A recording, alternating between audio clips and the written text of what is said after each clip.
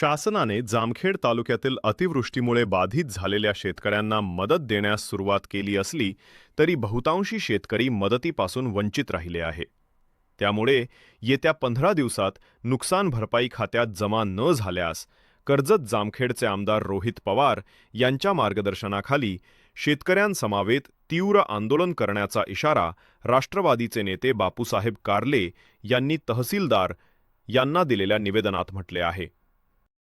आम्हाला 30 तारखेच्या आत जर आमच्या खात्यावर पैसे जमा नाही झाले आणि ज्या लोकांच्या खात्यावर जमा झाले ते आमच्या पूर्ण जामखेड तालुक्यातील गावकरी ग्रुप म्हणून आमचे गावकरी ग्रुप आहेत, त्यांनी तलाठींनी व ग्रामसेवकांनी प्रत्येकाच्या गावकरी ग्रुपवर यादी अपलोड केली पाहिजे.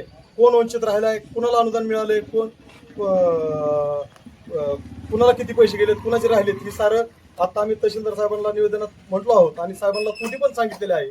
साहेब म्हणले 30 तारखेच्या आत तुम्हाला मी 100% अनुदान देतो आणि जर आमच्या शेतकऱ्याच्या खात्यावर 30 तारखेच्या आत जर पैसे जमा नाही झाले तर कर्जत जामखेडचे लाडके आमदार रोहितदादा पवार यांच्या मार्गदर्शनाखाली आम्ही 30 तारखेला जर 30 तारखेच्या शेतकऱ्याच्या खात्यावर पैसे नाही जमा झाले तर स्वतः रोहितदादा पवार स्वतः मोर्चाला असतील आणि आम्ही एकदम तालुक्यातून मोठ्या स्वरूपात मोर्चा काढणार आहोत. त्यामुळे प्रतिनिधी ओंकार दरवी, जामखेड.